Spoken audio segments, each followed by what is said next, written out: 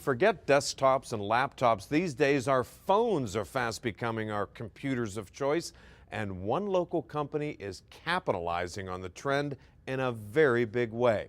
Songwhale was formed just 2 years ago and is now going global.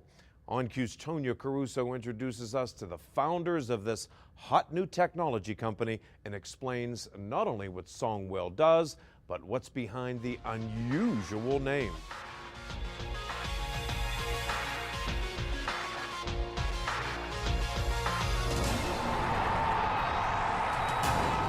Maybe you've seen them at Steelers games or at Pitt games or when the Pirates play at PNC Park.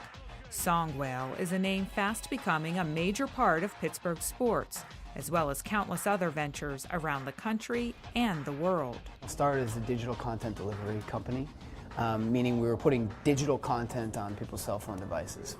We've since expanded. Ty Morse is a co-founder and CEO of Songwhale, a company started around the idea that cell phones are used for a whole lot more than just calling people these days. We know that the most precious piece of real estate in our lives now is this screen. We wake up and every day we leave the house with our keys, our wallet, and our cell phone. And so more and more we're looking to create a great user experience on the handheld device. And that means using text messages, mobile websites, GPS, or anything else to get all kinds of information to all kinds of different users. Fly ball to center, and now toward the gap in right center, a leaping grab by Nate the Great. For sports fans, it may be the ultimate tool. We'll take content in professional and collegiate sports and put it on the handheld device, whether that's alerts, scores, anywhere from kind of discounts and special offers to cutting edge information.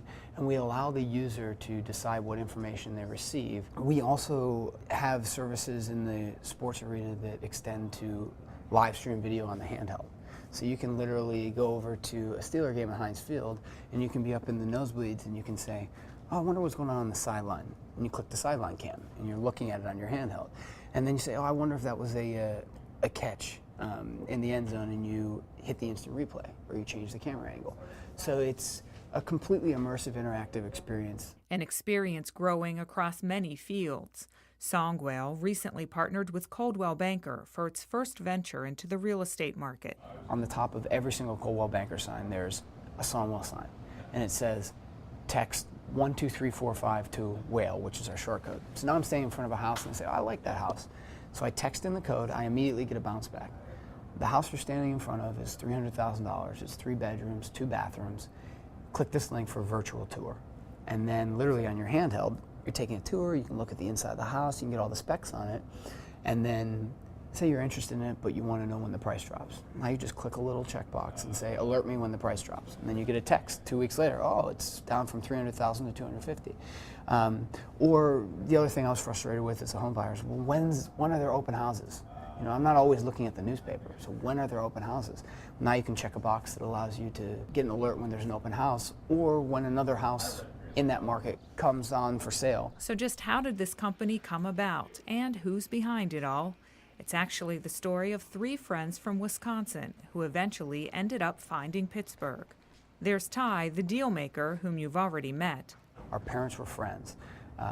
But when I was 7, John was 14, so you can imagine we didn't have much in common. All right, so it's 11 o'clock in the morning here. What time is it there? I think it's 11 o'clock, yeah, it's 12 hours off from the East Coast. Programmer John Greenlee, described as the technical genius. I really didn't have any preconceived notions about it. We talk with him through Skype while he's on business in China. And then there's the friend who helped with the financing to get everything started.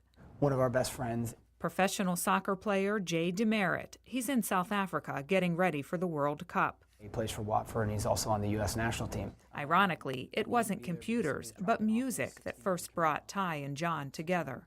When I was 18, I was in an English class in high school, and the teacher played for me Beowulf the rock opera. So it was a rock opera based on the epic poem Beowulf. Who's the better musician?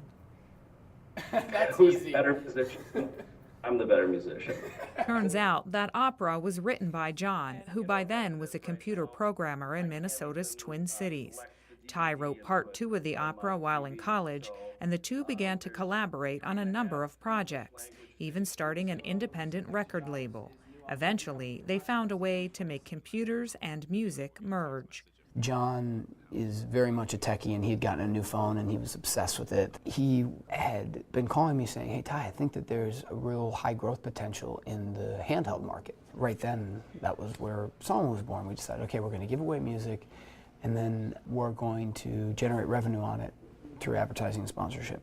The company's unusual name was chosen based on the partners' love of wildlife and nature shows. He called me and he's like, "What about like Song Horse or Song Cheetah or Song Whale?" And we're like, that sounds pretty good. So we just said, "Hey, we'll sleep on it for a couple days and see how it sounds in a couple days." And here it is. There it is, right there. And from its beginnings in music, Song Whale has evolved into so much more in so many places. As John works on new ventures in Beijing, the company also has offices in the Twin Cities, San Francisco, and Indonesia, but its headquarters are in Lawrenceville. So how did Song Whale end up in Pittsburgh? It's the hometown of Ty's wife, Tara. I had come here and I'd started to network and meet a lot of people, and then we ended up doing the Steelers deal. And while I was here, I saw the incredible talent pool that's in Pittsburgh. I was meeting people and students who were graduating from CMU, Pitt, Duquesne, Robert Morris, and I was seeing how closely connected the network of people are in this city. And I said, I think this is a place where we need to move our headquarters. Wow, what a great opportunity Pittsburgh has given us. Just exciting. It's kind of a little big city in the sense that it isn't the size of a Chicago or a New York. You know, it just sort of really looked like it was going to work quite well, and I still believe that's true. 25 employees now work out of the Pittsburgh office, including Director of Business Operations Marcus Miller. He grew up in Plumboro, and after working on the West Coast, is happy to be back in Pittsburgh. It really took me leaving the city to really appreciate it. I mean, being out in Los Angeles and seeing that part of the country and being in that lifestyle, it was exciting, it was fresh, it was new, but at the same time, I did miss here. There is so much potential for this city. Potential for the city and for Song Whale. The growth is staggering, the expansion is staggering, and you have 99% of the people in this country with a cell phone, so there's no better place to target somebody. The reality is, we have something very special going on in Pittsburgh right now. Having arrived in Pittsburgh, it's a really powerful force here.